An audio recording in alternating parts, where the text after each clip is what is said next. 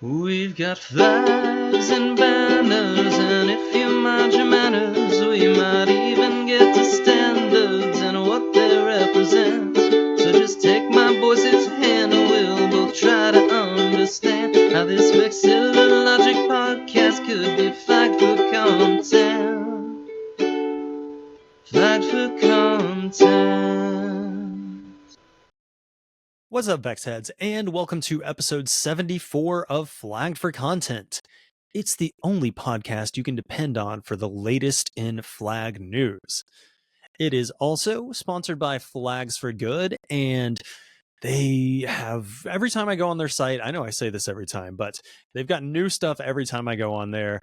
So go check out Flags for Good. I know for a fact there's a few things that will be released very soon that are very exciting. Anyway, whenever you do go to flagsforgood.com, you can use code FLAGGED4CONTENT for like the number and get yourself 10% off while helping out your favorite flag show. So thanks as always to Flags for Good. Not a whole lot of notes. This one is a little bit longer of an episode, I guess, like the past few have maybe been, but I had Minh Tan on this week and just had an amazing conversation. He has such great insights on design and can like quantify things that are normally qualitative to kind of take a lot into account. It's fascinating. I'm very excited for this one. It was fantastic talking to him. And as always, check out the show notes, but now more than ever, check out the show notes because Minh was nice enough to put a Substack thing of his on there. A couple more if you're on the Patreon, but one of his Substacks that goes over his design principles will be linked next to the show notes. It's a link, so it won't be in the show notes with the drive stuff like normal. But anyway, you get it. Go down, check all that out. And without any further ado, let's go ahead and get into episode 74. Folks, we have yet another absolute all-star on the show this week. You know him as the winner of Flags in Focus's Big Baltics Bonanza. You know him as the man with at least 100 life philosophies. And you know him as Halifax, Nova Scotia's #1 bus racer. It's Minh Tan! Thank you. Thank you. My honor to be here. How are you? I'm doing well, other than I think my voice cracked when I said your last name there, but we'll work through it. This isn't like an audio-based thing, fortunately. So, no, I'm doing well. How are you? If I remember, I know you're in Canada. I believe Vancouver, British Columbia. Right. How are things up there right now? It's beautiful. The weather's great, and things are going good in life for me. Fantastic. That's good to hear. Vancouver, I've been to Seattle, did not get the chance to make it up to Vancouver, or what's the other, so Victoria, I think is up there. Victoria, that's correct. Yeah. We'd love to get a chance. Hey, maybe when we're in Seattle later this year, who knows? Take a tour, take a few extra days, come up, I'll give you the grand tour. I would love that. I'm just hoping for like halfway decent weather. I know this is Seattle, not Vancouver, but we had an uncharacteristically clear day there when I was up, and it happened to be the day we went to the Space Needle and saw Mount Rainier and all that. So, but I'm told that weather is not typical. It rains a lot in Seattle, and Vancouver does have a moniker of Raincouver, but that I think is more December through March. Oh, okay. Cool. Right on. Well, as fascinating as weather talk is, we have like so much to get into today. I'm going to give the VexHeads a little preview of what's on the flagpole today. We've got our usual over and underrated flags. We're going to be talking a lot about design today, both flags and fashion, as you can see from my shirt here. And fashion. Right? Minh's going to walk us briefly through his presentation from last year's NAVA meeting in Minnesota. And we're going to discuss some flag initiatives that we have been a part of. But before we get to any of that, Minh, I know you have a fascinating story here. What is the flag that got you into flags?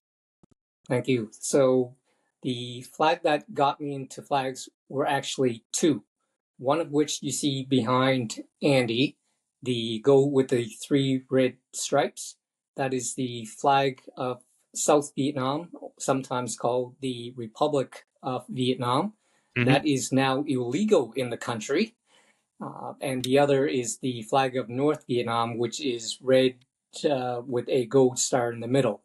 Now, the two of them, not one, got me into flags because after 1975, when I was a child, the Vietnam War ended.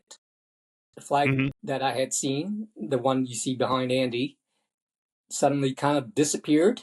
The other one appeared, and a whole lot of crap went down. And crap would be the most gentle understatement there is for what happened after the war with the boat people, refugees, and re-education camps, people disappearing. I knew kids that disappeared because they said the wrong things.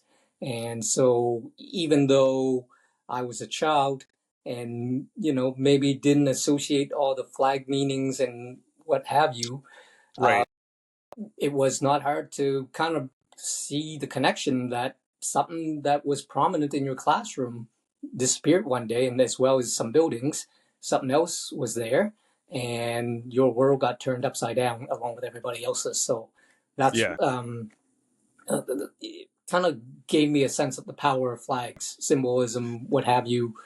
And then afterwards, as I grew up, I knew more and more about flags, but that was the initial impetus. Yeah, absolutely. I mean, as you touched on near the end there, it gives you such a flag as a symbol that brings with it a set of, like, you know, values, or I don't know exactly the word, but like a system, basically. You're living one way under this flag, that flag changes, as does everything about your life, like, immediately. So I can't imagine a more clear, like, through line there between what a flag symbolizes, more or less. And that has to, like, you know, kids are so impressionable at that age anyway, that I that'd be something I'm sure you are always going to carry with you. Like, yes. And I got nothing good to say, man. Maybe the other thing that might be made known about classrooms is that in Vietnam, classrooms were generally very barren, the walls. Unlike the here is full of art and a whole bunch of other things, right? Yeah, all you had pretty much was the flag. And that got switched. So it was not hard to miss. You know, it was like as prominent as anything. Sometimes the only thing, right? Then a portrait of Ho Chi Minh appeared with it, the new flag. But that, you know, that's still then only two objects that you got to look at in the classroom. Yeah. Isn't the photo of him or the picture of him is, like, mandatory, isn't it? Yes. Not just in classrooms, but like in households, as far as I understand. Yeah. Okay. Yeah. That was part of one of the changes. Right.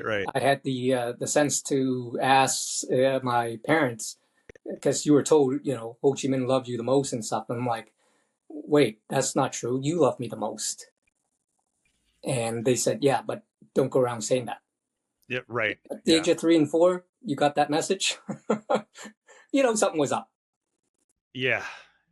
Well, I mean, I don't know what to add to that story. I just think it's, when you sent that to me in our correspondence planning the episode, I was like, well, obviously we got to get to that. I got to give that as much room as it needs, because, yeah, like I said, it's flags as a symbol. Like, it really is so clear there. I got nothing intelligent to say about it, but if you would like to move on, we have your underrated and your overrated on the table that I suspect might be a little more lighthearted. Yes. Yes. It'd be hard not to, but yeah, I'll let you start with whichever one you want out of those. I'll take the overrated because I probably don't want to spend a lot of time on it. So let's get it over with. Fair enough. Now, I haven't been in vexillology that long to know what's really qualifies as overrated, but I hear a lot of people tell me that they think the Isle of Man flag is cool. And that's the one with the Triskelion 3 flags. Yeah. 3 legs, almost like, you know, wheel turning. Reminds me of the Flintstones trying to run. But really, more initially, I wasn't sure what to make of 3 legs joined together. Whether is that mutation or decapitation or both? Yeah, And is it some kind of so cryptid? it didn't Like, work for yeah, me. I see some other things like just a head on a coin. I don't think beheaded, but when right, I right. see the three legs for some reason, I just don't associate that with a symbol like a hand or a head on a coin. Yeah. So if people thought that that was cool, that's the one that just gets like the opposite reaction from me, and so that's why I picked that.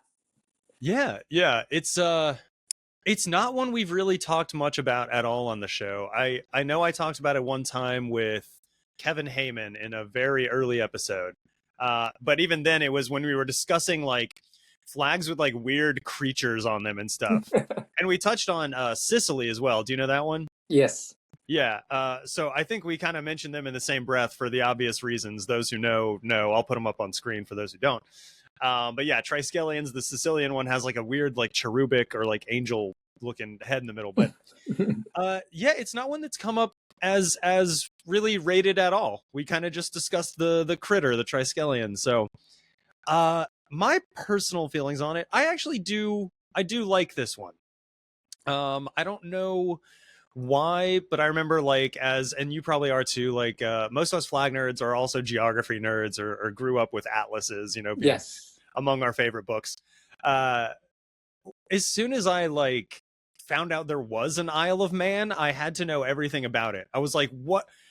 To a 10-year-old, to a 10-year-old non-religious kid, it sounds like it could be like the origin of, I don't know, species or something. Like, I was like, so there's a island, an Isle of Man. They speak Manx, which is like sort of related to Welsh, which I also didn't know anything about at the time. And it's part of the UK. The capital is Douglas, and all the other cities are like named after men. Like it's like Douglas, Jeff, I didn't like know that. Steve That's very City. Like impressive. seriously, if you look at a map of the Isle of Man, it's weird. So I don't know. And along with that, obviously came the flag and being fascinated with it.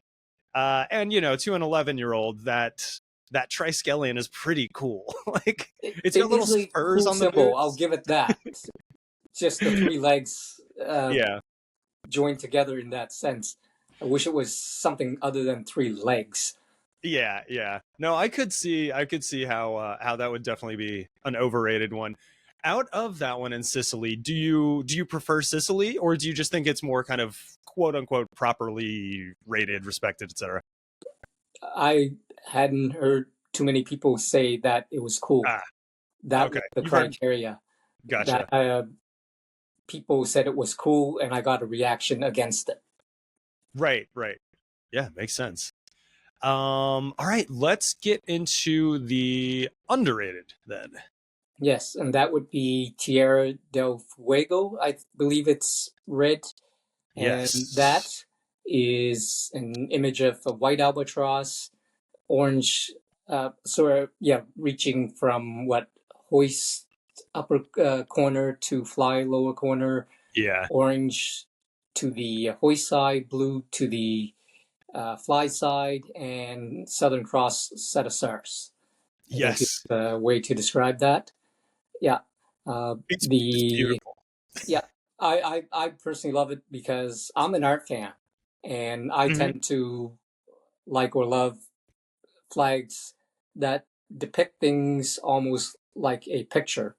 You know, if Yeah. Carlos Morales, your other guest, had his cartographic vexillology, maybe I'll have iconographic vexillology. Okay. We'll find a Okay. bunch of other people like that, and we'll call ourselves the icky vexillologists, I guess. There you go.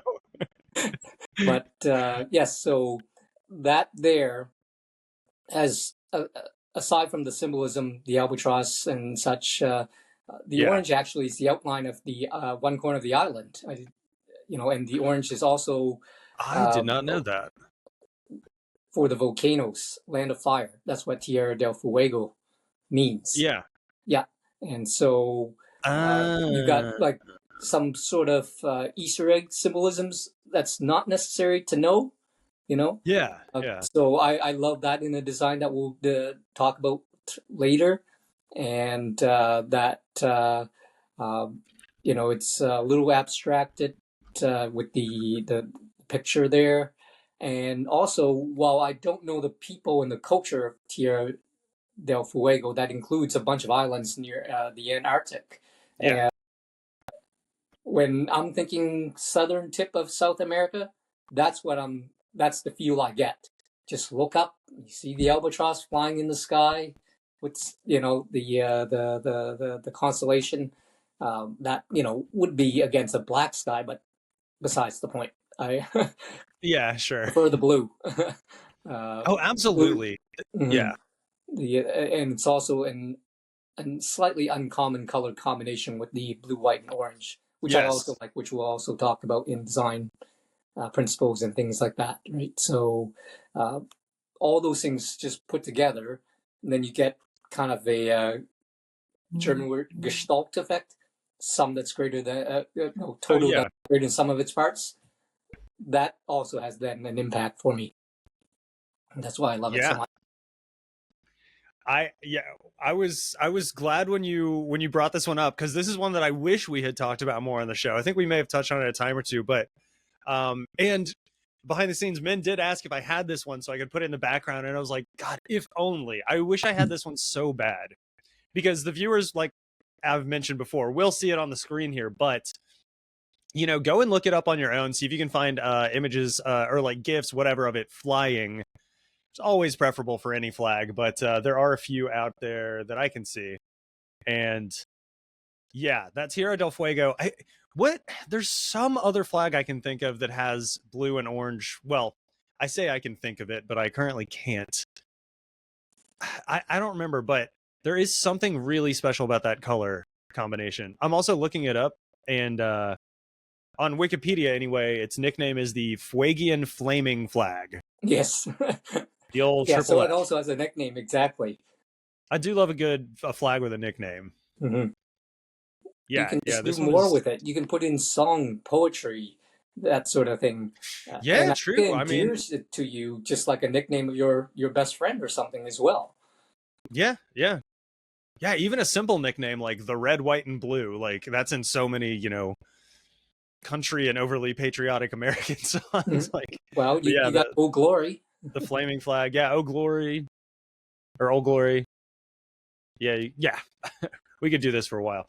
But yes, this flag is amazing. I didn't realize, I guess I should have realized, so it was made in 1999, rather, 25 years ago. That does seem like a turn of the century millennium style choice, one that I really like. There's a lot of new ones that are a little too modern for me. I think this kind of hits the sweet spot in my, limited design tastes, but yeah. Which part did you say was supposed to be shaped like the island? The blue? The orange.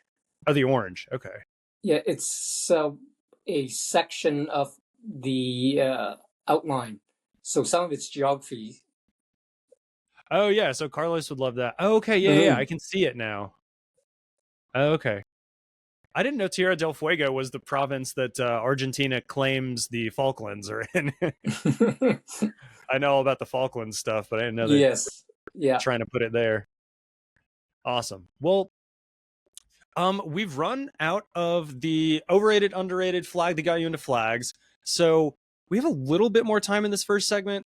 Okay, so yeah, I wanted to go back and touch on something you said when we were talking about the Vietnam flags that got you into flags. You said that even though that made like an early and pretty big and lasting impression on you, it was like a while before you actually started kind of getting into flags or like pursuing that as a hobby or more. Yes.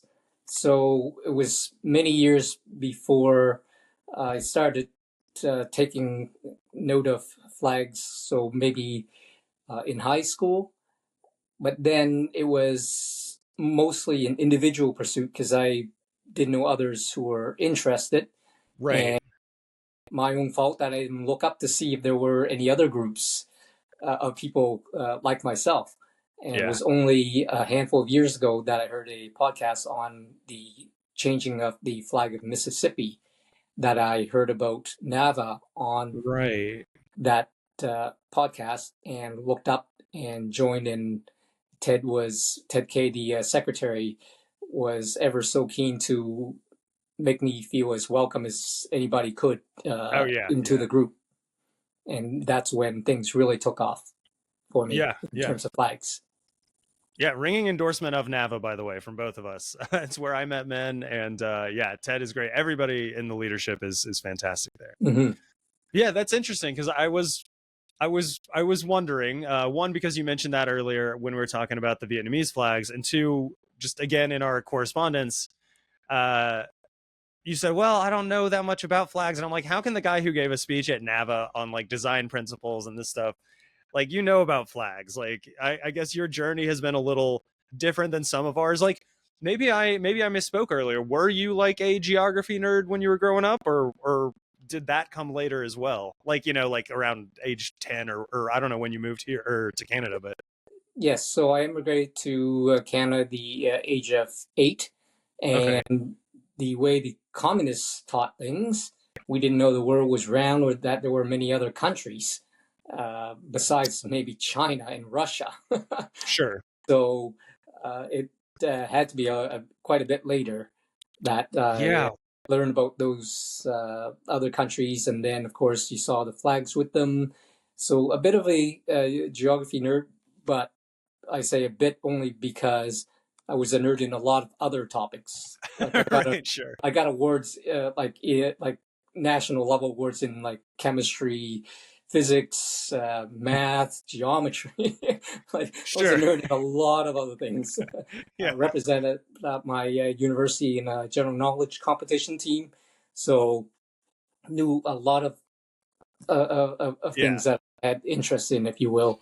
I totally admire some of the people in Nava who have such a dedicated focus on flags for what they nerd and geek into, if you want to use that language, or what they're passionate about, actually, is the proper term.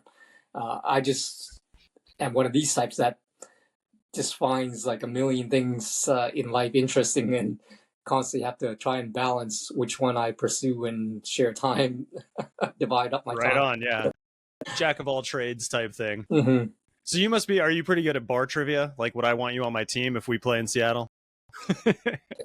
Not at Nava, no.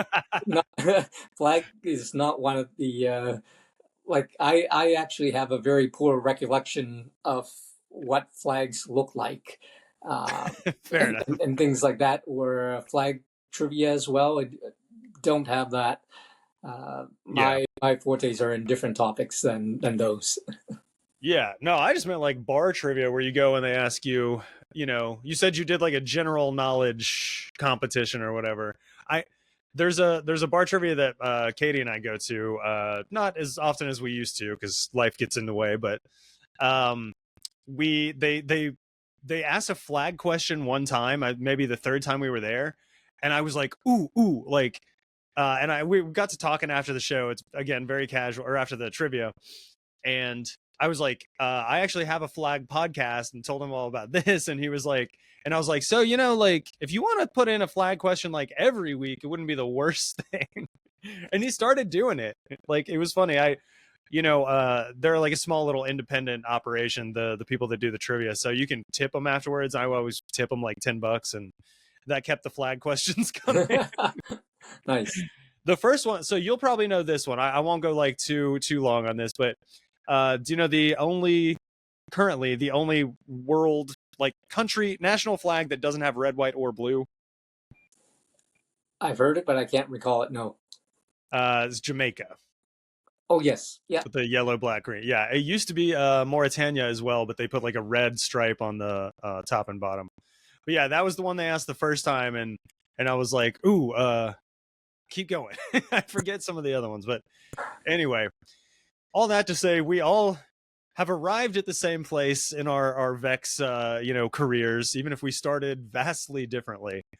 When we come back from the break, let's get into design, because that's going to be the bulk of the show.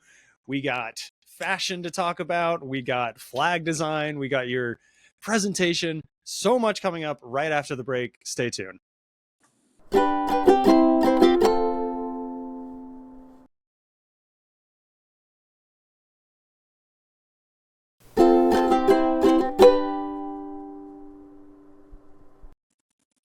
All right, and we are back from break. And men, as I said before, we're going to get into your design principles. So I apologize for the broadest question ever, but what are your design principles?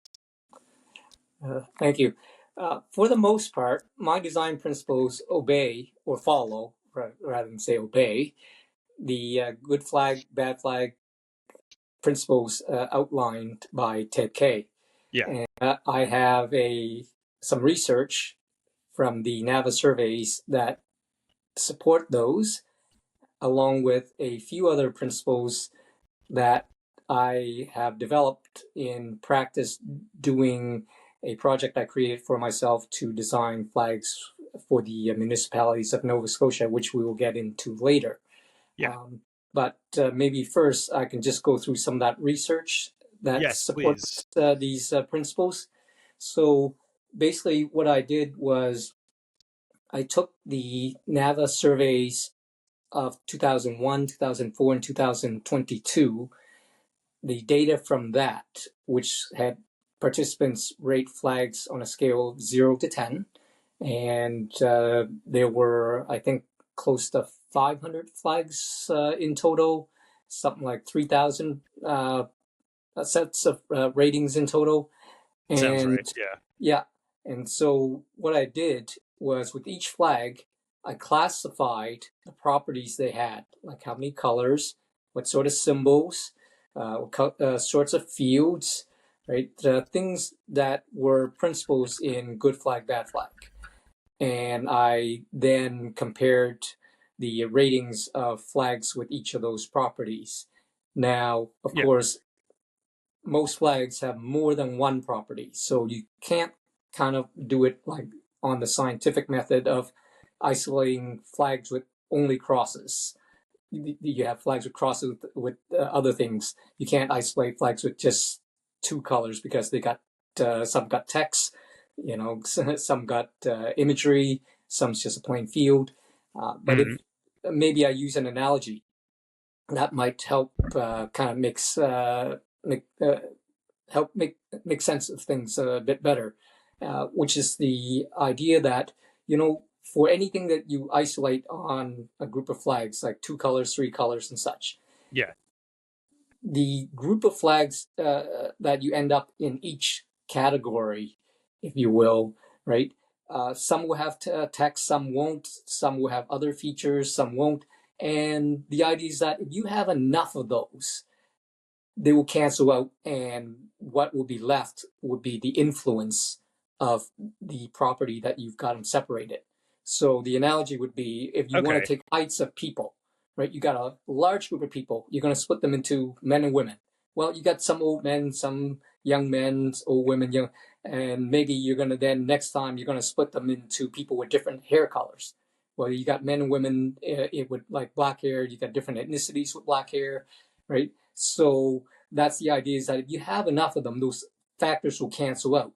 And anything else that may influence it, maybe like, let's say, more Asians have black hair, and their height may or may not be significantly different from other groups, right? Uh, if it influences it, it influences, but that's on the side. I'm just looking at like what's the average height of people with black hair, brown hair, and things like that. And you Okay. hope that every other factors cancels out so that the influence of the factors that you separate out rises to the top.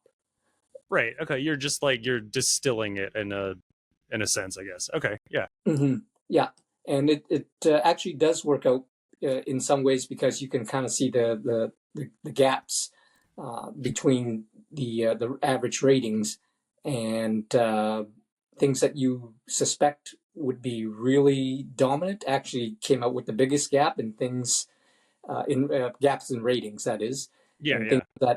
that were not as dominant didn't have as large a gap. So, but that Got it. was the gist of the study. Now, in terms of how they translate it, well, if there was statistical significance for the uh, the nerds out there, that's 2 standard deviation, 95%. Uh-huh. The usual. Yeah, you don't have to tell The me. standard deviations, if you will, for comparison. Sure. If there was statistical significance, then I said that here, this is a principle I can not, I don't mean support, but I can recommend, if you will. I'll put it down Okay. as a principle that the study found, and if there wasn't, I won't include that as a principle recommended by the data. Right? Gotcha. So it's a pretty good threshold that of anything that got recommended as a principle for flag design. Yeah, yeah. And going in, I had no idea if anything would actually come out. Right? Right. You could just be doing all of this for nothing, but exactly. you'd still glean, I guess, something you from that. that you know what, you got to find some other way. That's what Yeah, people yeah, from yeah. it if nothing came out. Right. And so, surprisingly, I found that most of the good flag, bad flag principles recommended were supported in the data. So, for example, with simplicity, now I had to quantify simplicity. So what I came Sure. up with was Yeah. like design flags that can be drawn with 2 to 5 lines of instruction, right? So, you know, say white background. So Canadian flag, white background, 2 bars to the to each side, a quarter of the width, maple leaf in the middle. That's 3 lines. Right. So if you think about, and I actually did that with every flag Yep. in Wow. the study, and then counted up the lines of instructions. Gosh, right? how long did that take you?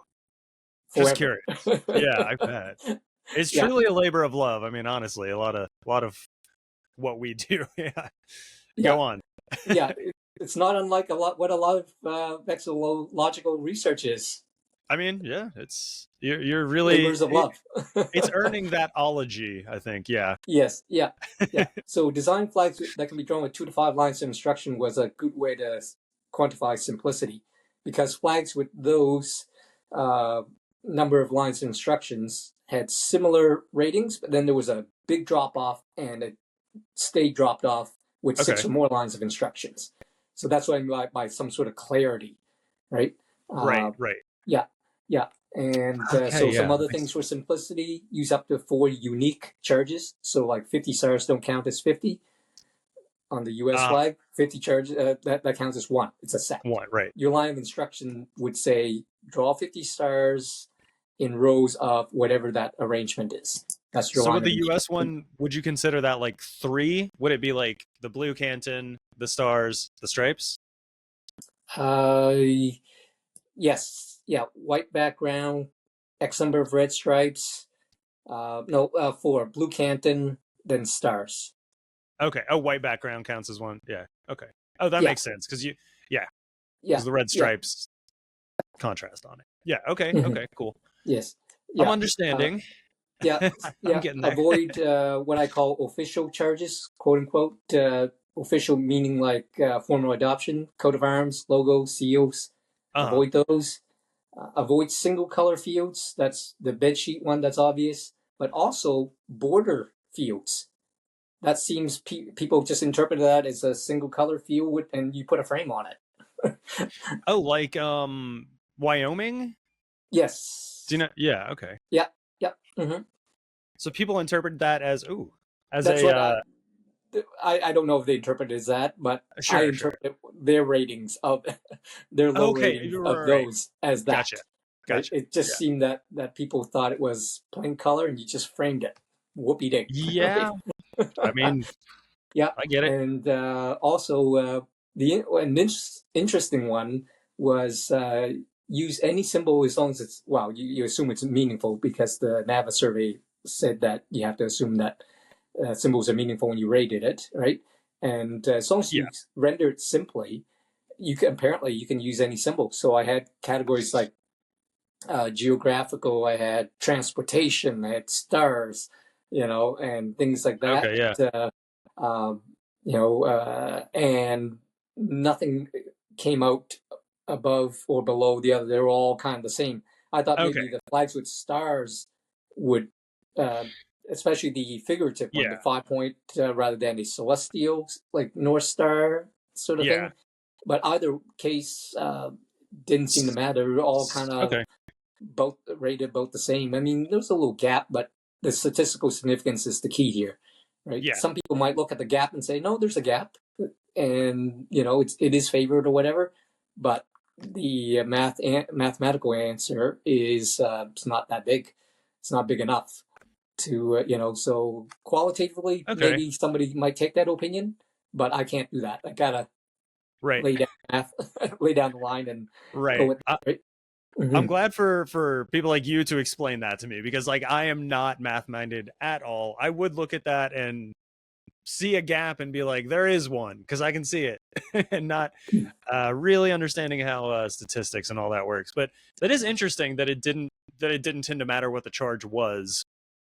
You would think, well, and so for I design guess wise, then, especially with town, cities, municipalities in Canada, right, and also how I like to design is that you know what, if a tractor or bushel wheat or nuclear reactor represents your town, put it on, right? Just render it simply, put on, and you'll be fine. yeah, It's not like a national or maybe even sub-national flag where you can't put something on for everybody, every group, and you got to find some unified sort of symbol, right?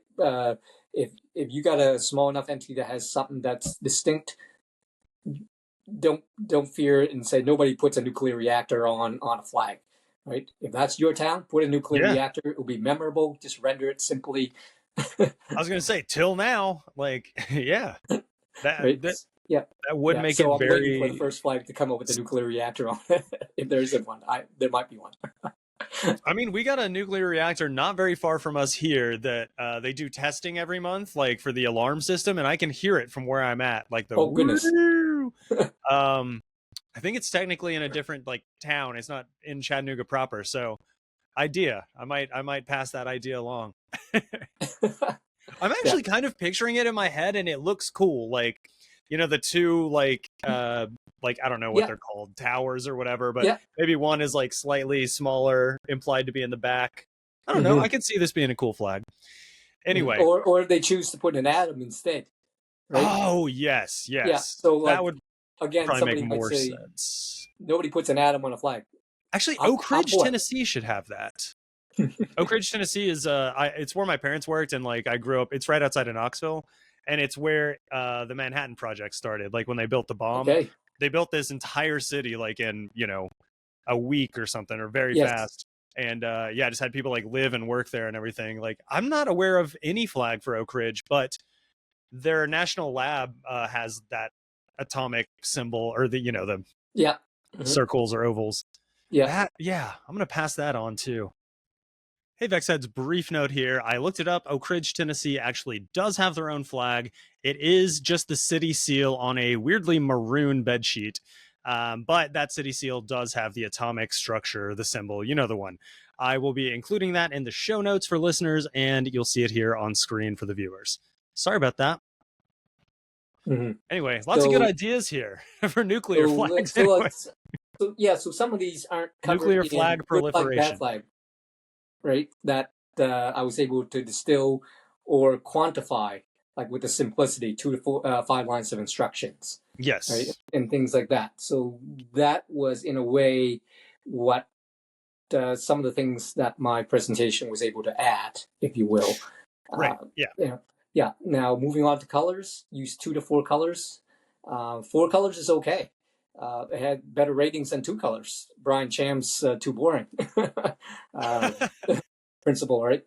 So good flag, bad flag recommended 2 or 3 colors. They discouraged from 5 or more, but they were silent on 4.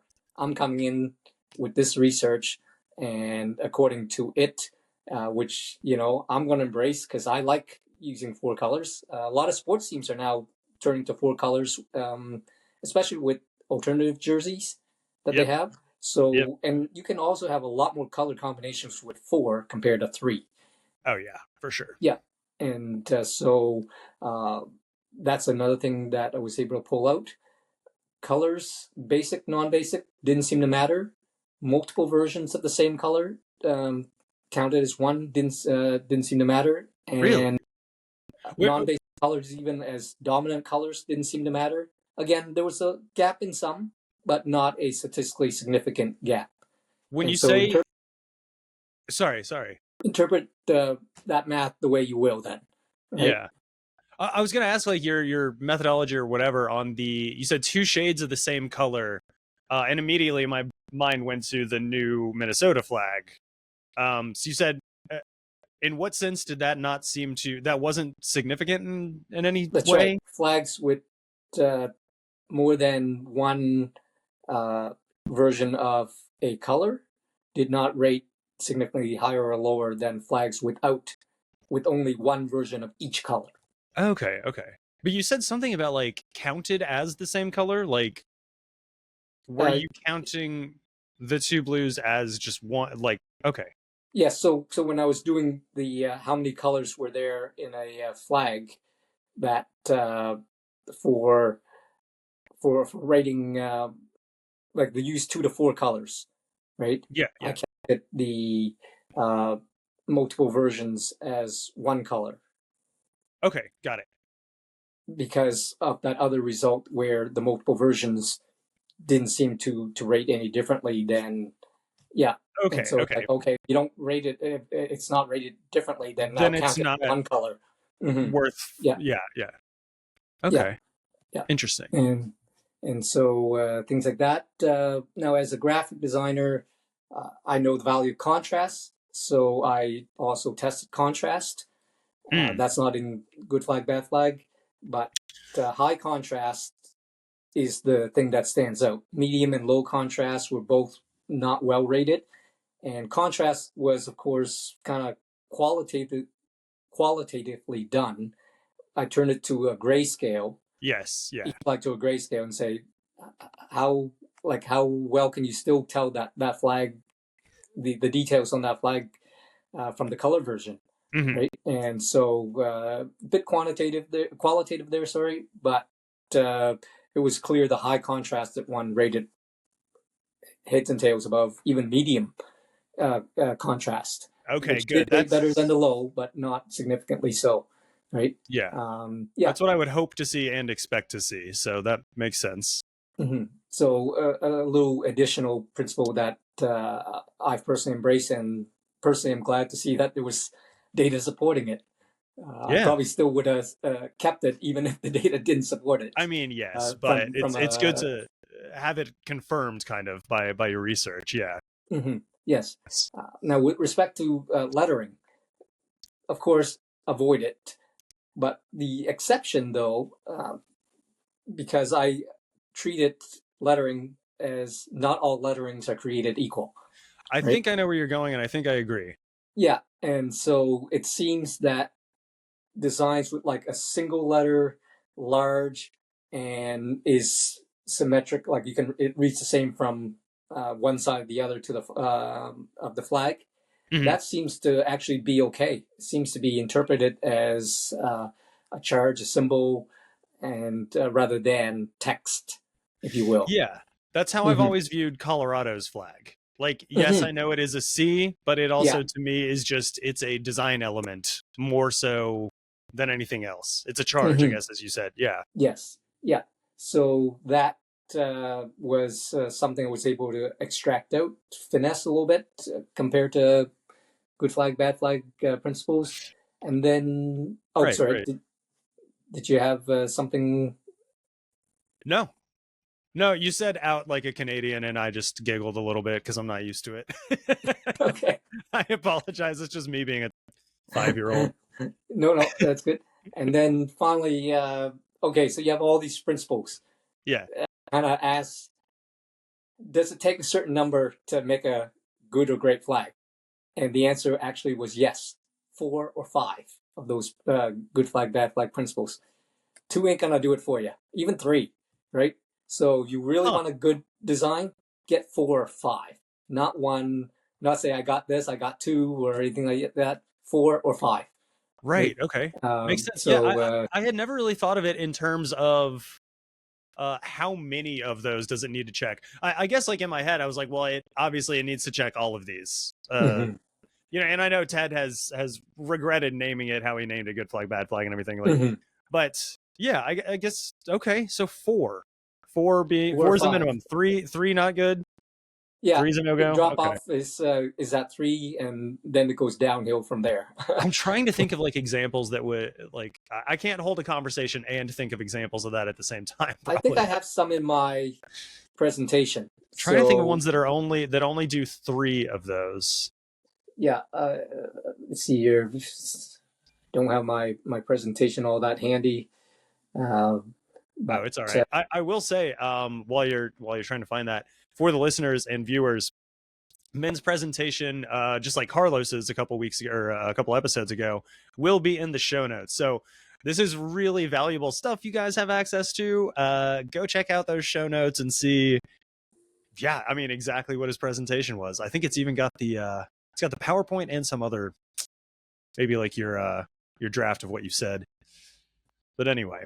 So let me see here. In terms of these are rather small, the icons. Not sure I can. My eyes aren't getting any better either. Yeah, I'm not sure I can name these flags. So like there was. You did say it wasn't your strong suit. Yeah, exactly. Yeah, there was something like Hayward or something that had 3. Portland had 4. The town in Maine that had the canoe. Oh yeah, 5. Old Town. Yes, yeah. Gardner, Kansas, I think had 2. Some other town. Kansas. Yeah, so there were at least the visual examples on the slide. Right. So you don't need to actually know what these places are. Just look at the flag, and you kind of get it. Okay, I'm seeing the Gardner, Kansas flag. Okay, yeah. I see how that fits 2 of them, and only 2 of them. Right. Okay. Yeah. Yeah. I remember your. Well, I was running the tech, so I was like, I was trying to pay attention to everyone's presentations, and also trying to pay attention to just make sure everything ran smoothly, which I like to think it mostly did. But yeah. So that was the research. Now, what I have done to give myself a lot of practice was I created a fictional project, like a lot of flag designs I saw online, because competitions are a bit rare, and also a lot of them are limited to local residents, and I totally support that, because if it's you, yeah, good on you. Find somebody that lives there, knows what you're about, and you can, when you say the flag was designed by, you can say it's one of us, not somebody outside, right? Yeah, and because as soon as people find out that I mean, you know how it goes. We may have time to get into some of that. Yeah, and so I was living in Halifax, Nova Scotia at the time, and I had been there for decades, so I knew the province well. A lot of the small towns I've been to, municipalities, so counties as well. But what I did to start with was I designed flags for municipalities that didn't have one, rather than redesign some bad ones. Because in my mind, yeah, if I'm going to come in and propose something to you, you have no idea who I am. I'm a stranger. It'd be better if I came as a stranger bearing gifts rather than criticism that your flag is terrible and needs a and people don't take kindly to that. Even people who didn't care about their flag 10 minutes ago, or didn't know they people had got one. hometown pride. Yeah. But people still got hometown pride. It's like, you're not from it. You don't get to talk that way about it. I get to talk that way about it. Yeah. And so you can see a lot of those designs on my Instagram. I design flags. I was shocked nobody took that on Google, on Instagram, and stuff like that. It's like, you know what? That's easy. Rolls off the tongue well. Yep. It kind of says what I am. Says right on the surface. Yeah. Yeah. And so I did that. Also, I followed up with designing some for each of the other 43 municipalities without a flag, with a flag, sorry, as well, so that you can have a set. That gave me the sort of bonus and probably unique challenge in that I could, the flags, are interconnected. Places are interconnected and they reference each other and things like that. The flags are designed in general only like one at a time. But if you could do a set all at once and say, here, you two have a connection, your flags would kind of maybe reference each other, right? You don't get that when you do it one at a time. Yeah. Never thought of that either, right? really. Or triads. So like a county has 3 towns within it. So there's 4 flags. The 4 flags maybe have something in common, right? Because the county and those 3 towns are have a very distinct identity on their own, right? So I got to like try that challenge as well. But for the most part, it gave me a chance to test out and just work it through my head, what my design styles, tendencies, what I don't like to do, that sort of thing. I had a theory coming in, but you know what? You got to test it. Yeah, exactly. Yeah. And one thing I've sort of known about myself is that I actually don't know myself all that well, as much as I like to think I do, with all the psychology tests and things like that, right? So put it on. But I also started with those 8 because it would give, if they were to adopt something, right, it would give the province and a complete set of municipal flags. Besides the small province of Prince Edward Island, I'm not sure anybody else could even claim that, right? And then the other municipalities, they can keep their flag, or maybe from envy, they're like, hey, those guys got a nice flag, everybody's flying it, why don't we get which is real. That does happen. Yeah. And also, one other thing is that while I propose something, it's more to have something concrete to get a conversation started. I would not have been miffed at all if they suddenly say, okay, thanks, we'll get our own contest going. Yes. Right? But you got something tangible to show them that it's like, hey, we could have something nice like this. Yeah. Right? And then maybe also a threshold. It's like, if you design something, it's like, make it better than that. Exactly. Yeah. It gets people thinking about it. And when they're thinking about it, they start caring about it. And and it scratches that like civic pride, local pride kind of itch as well. It's like, I forget who said this first, but it's like, nobody cares about flags until they do. Everybody cares about flags. Like, they don't know that they do, but they do. If you are a person that lives in a place, you either have a flag and have an opinion on it, don't know you have a flag, or you have a flag, but as soon as it's pointed out, you're going to have an opinion on it, or like a third thing. But so just so like have everything like squared away in my head. So what, like timeline wise, when are you doing this in Nova Scotia? Like how many years ago, or ballpark? So just in 2023 mostly, and then started pitching in 2024, but that was municipal election year, and so the flags were not exactly a high priority, on their minds, if you will, right? And so so you had already had for some reason I was thinking that was longer ago, but you had already had plenty of time to kind of form your design principles, at least like in theory. And so this was part of the testing ground, I guess, like boots on the ground. Like, yes, I used to be a graphic designer. Yeah. But didn't design flags, and appreciated that flags was a different sort of ball game, right? That's why you have those good flag, bad flag principles that are generally good design principles, but you don't design posters to or magazine covers or anything like that, or page layout in a magazine to be seen at the size of a stamp waving in the wind. Right. So there's some different rules and things like that.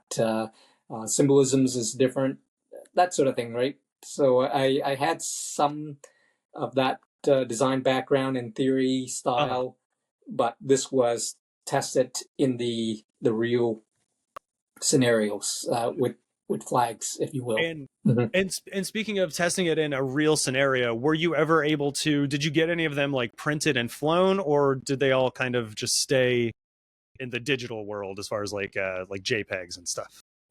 They were in the digital world, but I did like consult on the Nova Scotia subreddit. Got a lot of good responses. Yeah.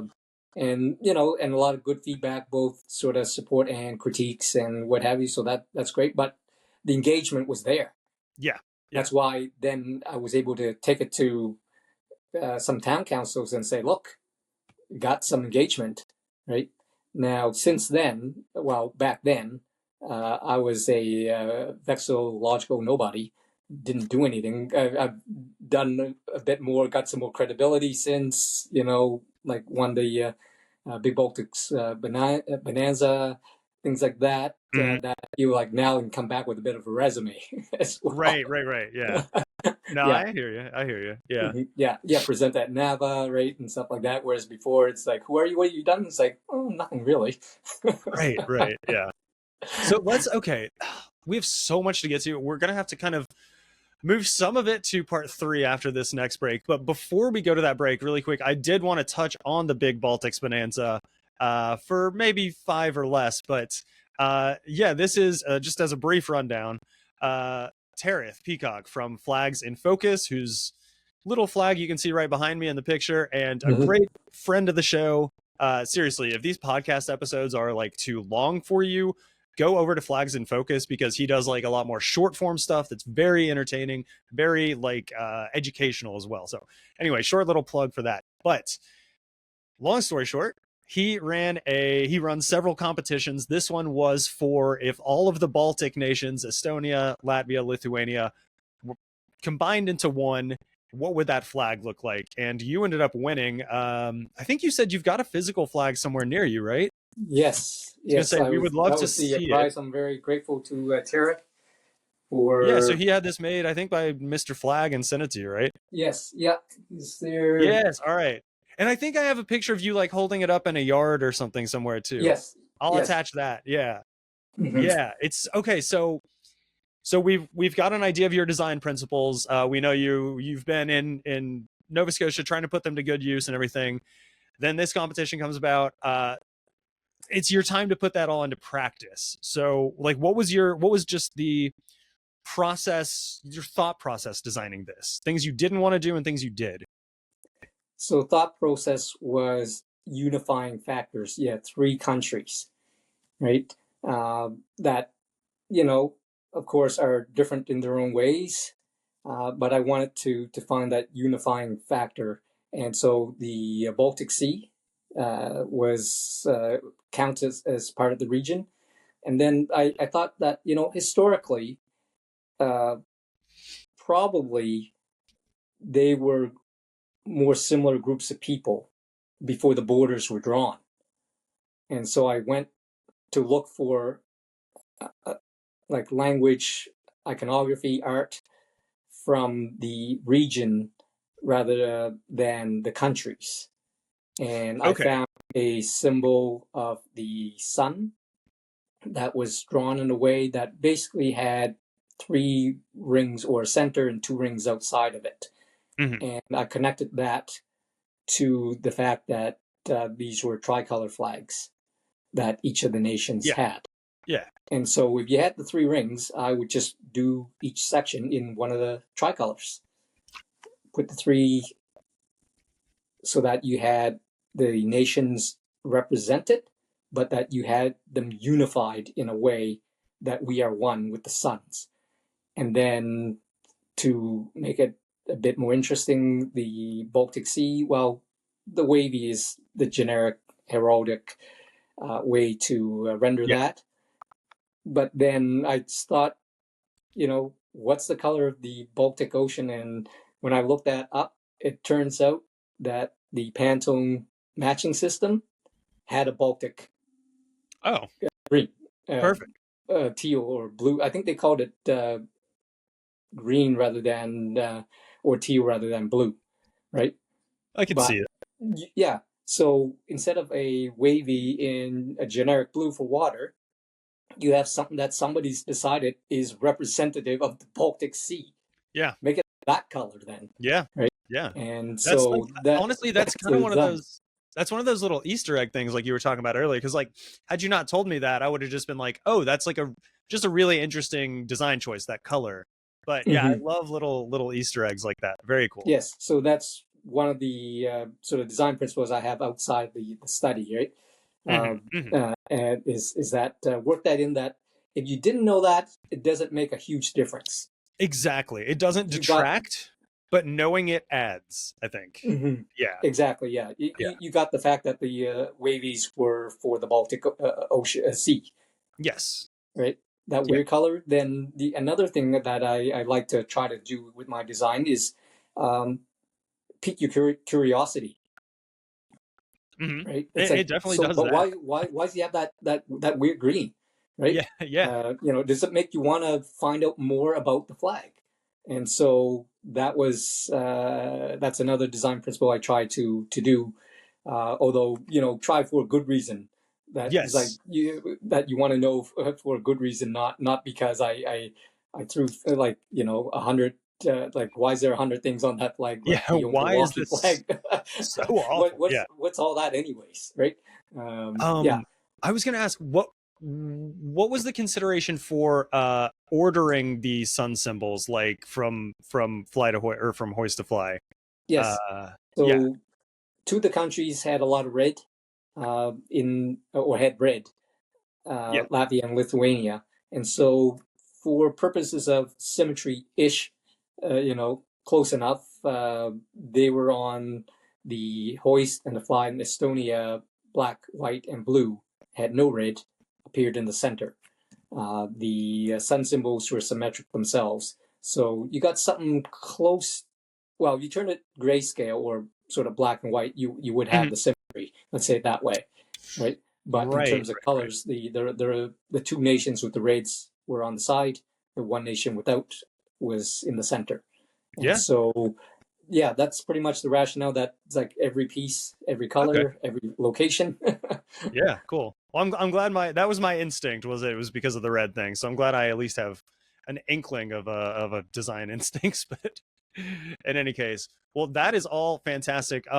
Like I said, we are going to push some of the things we were going to talk about here into section 3. So come back. We'll talk all about fashion. We'll talk some personal flags and just a little bit of everything. Honestly, we got a lot here on our plates. See you in a few.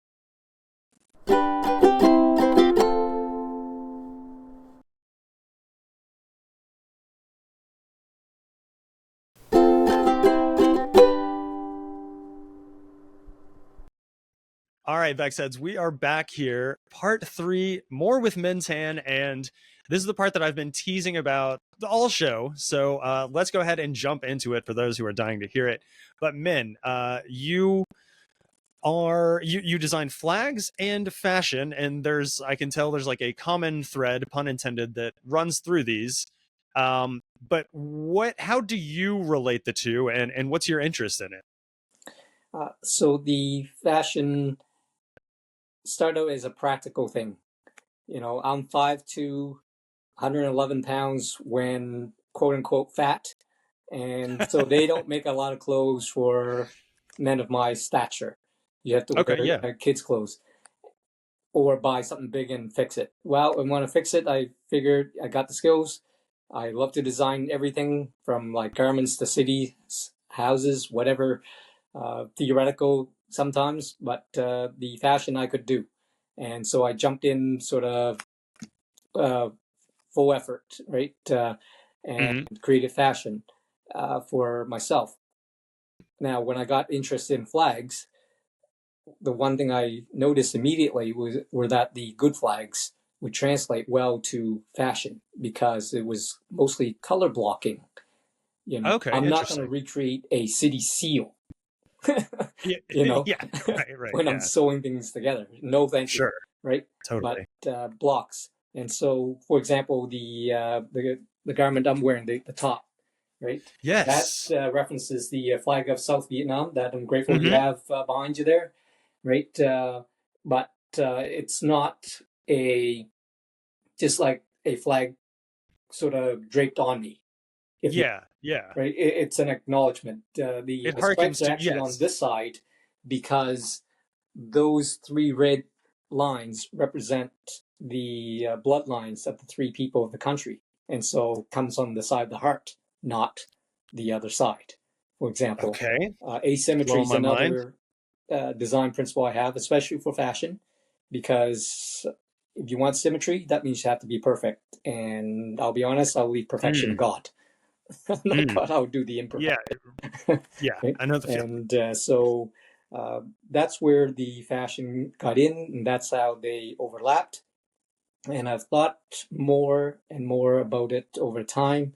I am in the midst of sort of relearning some things about sewing and pattern drafting.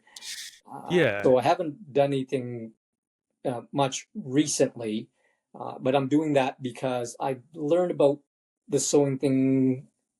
Just like a lot of people, when they get into hobbies, they learn piecemeal. You got a little bit here, a little bit there. You don't have context for what else might be, whether it's actually a good thing you got, you learned or not, and things like that. And yeah. so I'm going at it like a curriculum this year. And so I should be ready to start producing a lot more garments, actually, hopefully starting next month. I got an Oh, event I got to that's show up awesome. on the runway, so better have something. Okay, yeah, and that'll be yeah. Okay, yeah, we're early in the month, so yeah, that'll be August. Yeah. That is awesome. So, so you were into fashion first, like you did that like Yeah.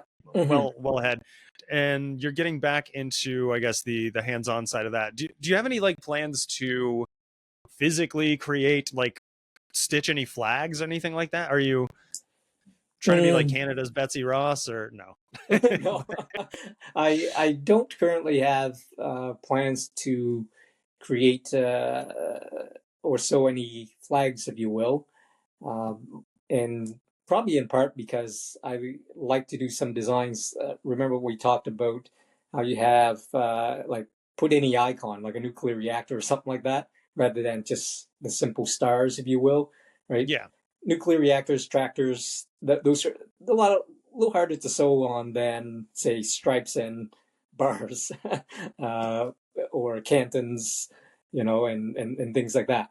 And so I don't have any plans for flags, but I do hope to actually get a collection of uh, garments that references flags, if you will, practical wearable ones, and not just like super fancy runway ones like some have done.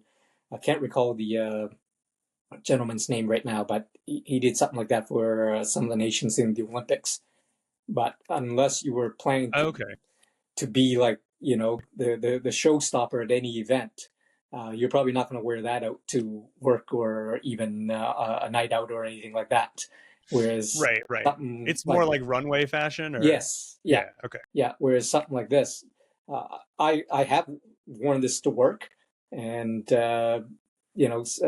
some things like this, the band collar that you see here on a different garment.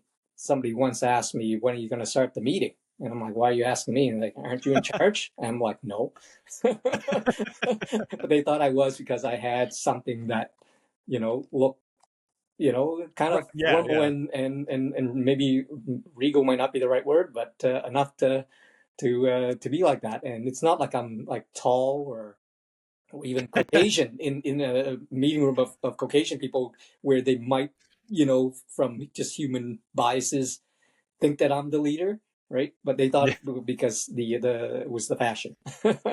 Yeah, yeah. And also I one other mean, thing, I can see it. this garment I have here, again, you see that the button? Yeah, I see the one around your like by your neck too, yeah. Yeah, but that's three red stripes on gold.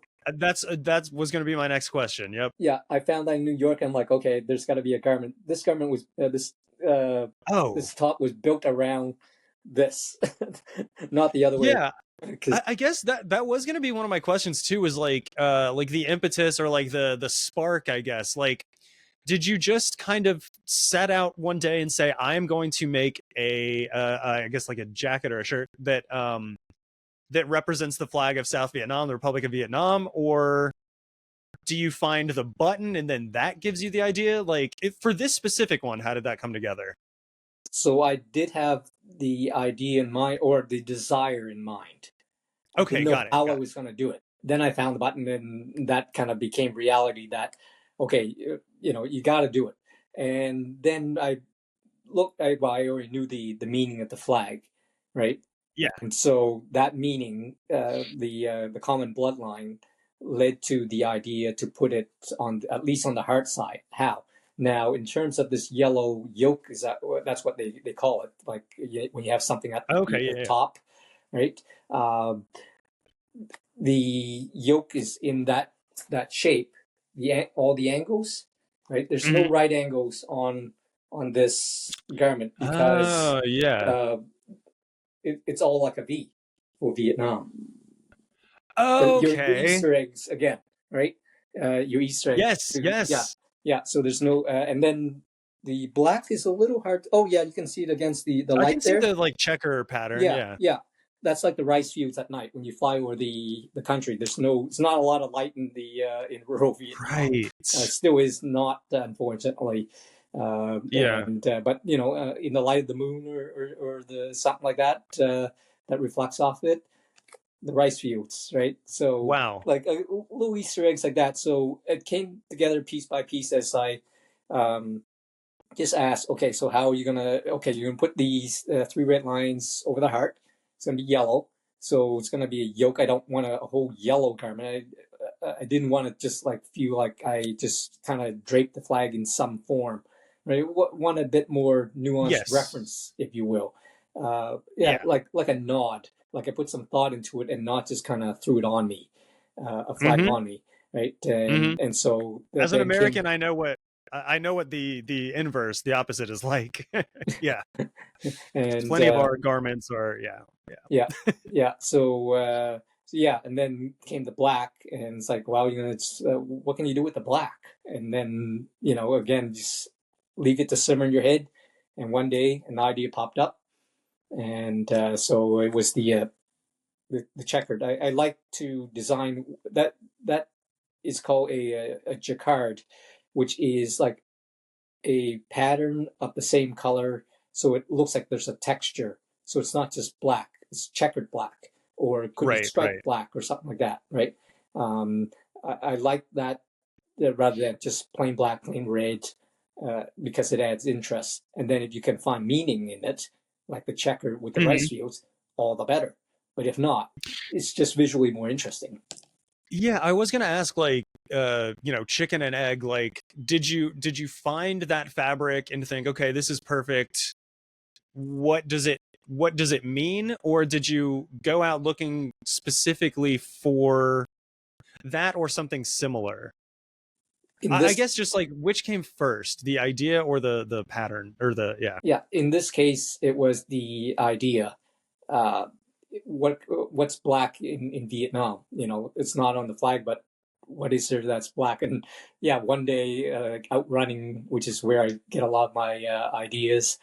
I just thought at night it's dark in Vietnam. It's quite dark in Vietnam. What can you see? And it's like the rice fields. And you're like, okay, then, I can get something. Yeah, checkered. And then I knew checkers were patterns very common. Or common enough, if you will. I had to do a little hunting, but you knew it'd be there. Like there'd be checkered reds, checkered blacks as a jacquard, like black on black, red on red, sort of thing. And went and found it. So in that case, it came that way. But in some other ideas and such, I can see a piece of fabric or a button or something like that, and like, and just yeah.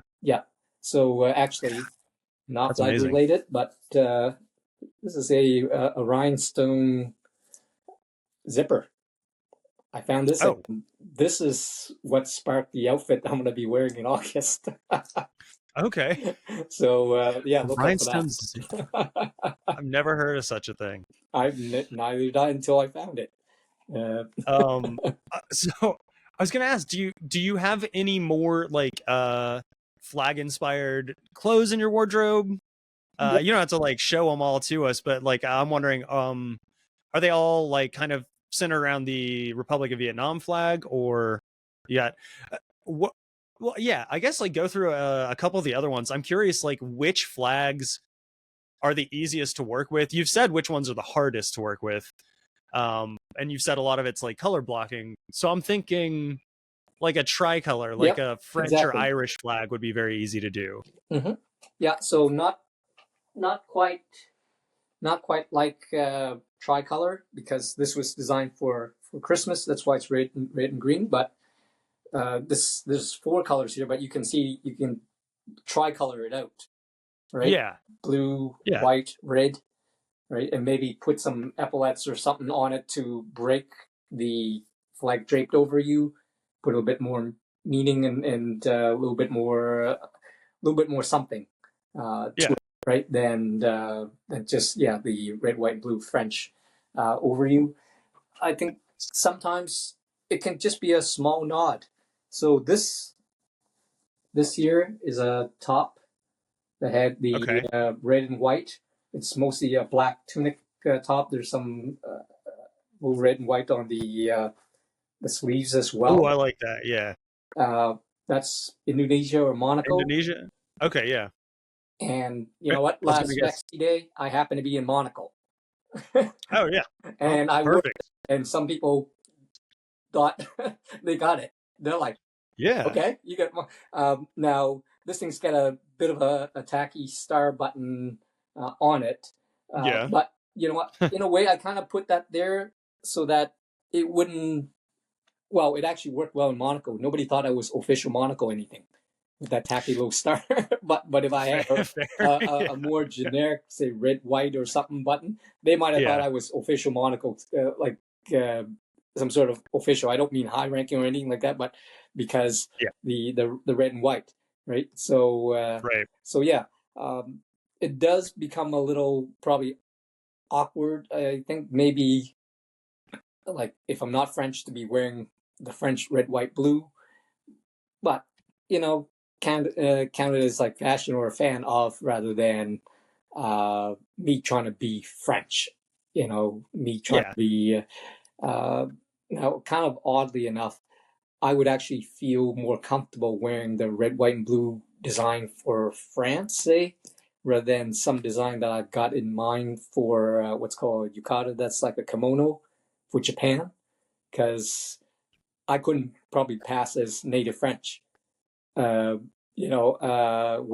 I might pass as like Japanese, and some people might say, "Hey, are you Japanese?" And they find out I'm not. It's like, well, you shouldn't be wearing that. Oh yeah. So that's controversial, but that's how I'm feeling about it, right? But I mean, it's still design, and I also actually design garments for women. In Halifax, I had friends who were comfortable enough to be sewing models for me. They knew you have to know your design well, because it's an intimate process, fitting and things like that, measuring and such, right? So I could design something for a woman and then have somebody wear that, like the yukata design for Japan that I was mentioning, even though the design is technically can be worn by men and women, slight difference in them, right? Yeah. So just because you can't or won't personally wear it, you can still design it for sure. Mm-hmm. Yes. Yeah, that sounds awesome. You'll have to send me some more pictures of some of those too. Yeah, don't have too many at the moment. Oh no, that's fine. But what was the first one? What was the red, green, and white? Was that that was for Christmas? But okay. Any country that has that, I was going to say it reminded me of I guess Bulgaria. Yeah, I think. Exactly. That I was thinking Bulgaria, right? So yeah, you can just maybe reference it by having it on part of the garment, just like the red and white for Monaco there. That was mostly on black, right? Just reference it in small part like that. You kind of bigger like this, or just the whole thing red, white, and blue tricolor. So you can do it in different ways. You can then, of course, adjust the style to make a garment from the nation. So like the yukata or kimono for Japan, Oh, right? right. Yeah. Yukata is an informal summer garment that, if you weren't familiar with Japanese fashion, you might actually just think of it as a kimono almost, right? Yeah. But it's not that Yeah. formal. I don't think it's sacred by any means, but it's not that formal official garment. It's the more relaxed, casual one. Right. Right. So that's why I say yukata rather than kimono, right? So Yeah. yeah, so you can then choose the garment to be from the nation as well, and not just have like your Western garment with a Eastern design or Southern Yeah. design or anything like that. Yeah. And for something like Oh, that, I would also just be careful about perceived appropriation. You're not trying to, right? But some of these garments that I'm talking about, like the yukata or even kimono, you go to Japan, they actually offer tourists the opportunity to get dressed up in it, right? If it was that sacred, they probably wouldn't do that. It's yeah. my Yeah. interpretation of Right. Right. of that, right? And a lot of Western designers actually have done like kimono collections, Hmm. things like that. So it seems to be like safe to do. So that would be something I would definitely check in before I Yeah. something like Yeah. that. Mm-hmm. Last question on fashion. So like, uh, you've shown me the ones with like the colors. You've obviously got the Republic of Vietnam one with the stripes. What would you do for a flag that has like a very specific charge, like Canada, for example? Obviously, you've got the colors. You could, I don't know. I'm not a fashionista Mm-hmm. by any means, but you can make like the sleeves red and the middle's white or Mm-hmm. something. Yep. Would you? Would you? Do you? How do you incorporate that? I guess into the design. Yeah, just full stop. Really. Yeah. Do you do one? Do you do like a million of them? Probably not that. I don't know. You tell me. Yeah. So draft wise, probably half a dozen to a dozen drafts. That's sort of working it through in your head, right? Yeah. To arrive at something. Sometimes what you see and then what you kind of draw out, it doesn't look as well. Uh, Unfortunately, I offered one of those sort of flag design ideas at the last flag design forum. After I offered him, like, yeah, you know what? That fish from far away, that looks like a submarine or a bomb. You probably won't want that if you're trying to convey fish. It was a Yeah. salmon. Salmon's Yeah. apparently Fair. very long, so from far away it looks like a bomb or a submarine. So that's what I Right. mean. Like, so work it through in your mind. But usually, I would like to have something where I can tell one, a story, but two, so what did I add to it? Because anyone could just, Yeah. put a section in red, white, and then stick the same maple leaf in the front. You're wearing the flag. I don't want you to wear the. I want you to nod and reference it in a Yeah. way, incorporate it into your design, if you will, right? And Yeah. not just kind of make it be your design.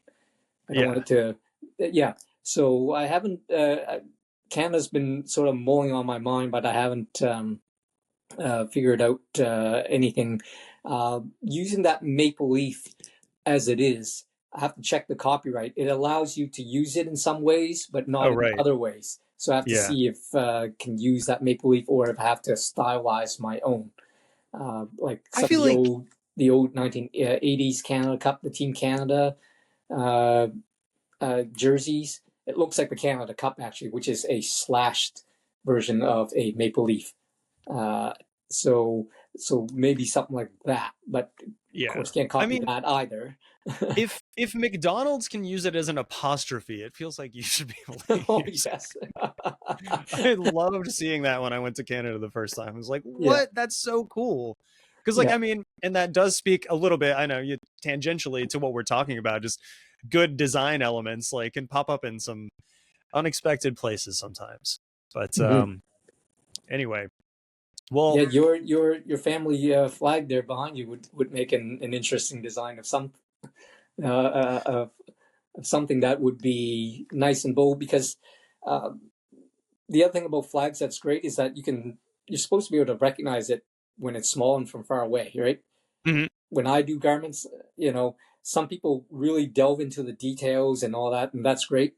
But what I've generally told them in terms of how I design is that I don't want you to have to be next to me and staring at Yeah. something on me, right? I want you to like look at me across the street, down the block, the next block, and say, "Hey, what's that? I want Yeah, to see that. exactly. Come here." That's the point. Yeah. Yeah. So yeah, anything that's like stark and bold, like the flags you have behind you there, would end up then working quite well. Yeah, yeah, I could totally see it.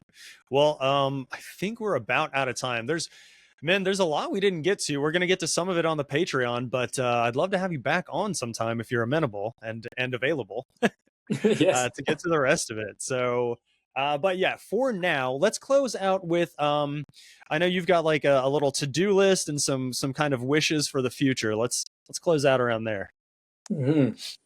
Well, we can start. What I'd like to see in the future. I'd like to see more data related to the study of flags, whether it's ratings or what have you. I'd like to sort of move vexillology from, I think, would be classified as a humanities right now into a social Yeah, science, where you yeah, can do a yeah. little predictability and things like that, right? And I think Carlos had mentioned some of that as well. Hmm. So, like to see that in some ways. Certainly, some more innovative flag designs. Interpret innovative how you will, right? Whether it's too many Fair, stars, yeah, too many bed sheets with COs, whatever, right? And a thing I like with flags is that should have a moniker, right? So I like the new yeah, flags design to come with a bit of a nickname or a moniker to it, whether it's Old Glory or anything like that, right? yeah. Mhm. Doesn't have to be complicated. I mean, the stars and the stripes, the Yeah, stars and stars stripes, and the stripes. Yeah. tricolor. Yeah, yeah, You know, exactly, right. Yeah, so you yeah, got your list right there. I think that's just helps endear it to people a bit more, and yeah, you can put in songs and poetry and things like that a lot more yeah, easily than trying to describe it or just say the Canadian flag. Well, the Canadian flag, the maple leaf, yeah, right? Yeah, yeah, yeah, yeah. yeah. I'd say that's a pretty good wish list. And with that, I think it's probably time to do our plugs and wind down here. So, men, where can people find you, follow you, both flags, fashion, all that good stuff? Uh, just two things on Instagram. So my flag design, a bit of a portfolio as well on Instagram at I Design Flags, one word, right? And Yep. for the fashion, it should sound Italian, like a fashionata, right? But it's a fashion ATA. Right? I wanted a Okay. name that sounded fashionable, and Italian was the language I wanted to use. And so a fashion ATA read a fashionata. Makes sense. I was wondering, I was trying to bring it up here. I was wondering how to pronounce that when you followed me with it and everything. But all right, yeah. Go follow men in both of those places. They'll both be up here on screen. Thank you. Yeah, thank you. And as I mentioned earlier, and I'm going to mention again, check out the show notes. Be sure to check those out. There's tons of stuff in there. So, for our show, you can follow us anywhere there's an at symbol at flagged for content for like the number. All of our links are over at our link tree, which is just linktree.com/flagged for content, all spelled out. Anything and everything you need is over there, including the Patreon subscription, which Min and I will be chatting about for a few after this. But yeah, I think that's all my plugs. And let me check my notes. I actually don't have a way to close the show out tonight. So if you've got something you can send our way, then go for it. You know what? I'm gonna revert back to my number one philosophy in life out of the many I have, which is the best thing you can give someone, including yourself. That's the key part, including yourself, is a chance. And Andy, I am graciously thanking you for giving me a chance to be on your podcast. And for other people, you know what? If you can find someone, or maybe yourself, give them a chance and do that as often as you can. Thank you. Oh, Thanks, man, and thanks so much for coming on. It's been a true joy and a pleasure, and can't wait for the next one. It's been my pleasure. Thank you. Thank you. With that, we got to get out of here. Those on the Patreon, I'll see you over there. Everyone else, we'll see you in a couple weeks. Catch you on the fly side. Flag for Content is proud to be sponsored by Flags for Good. Go to flagsforgood.com for more information. Flag for Content is hosted, produced, edited, occasionally written, and always nitpicked over by me, Andy Richardson.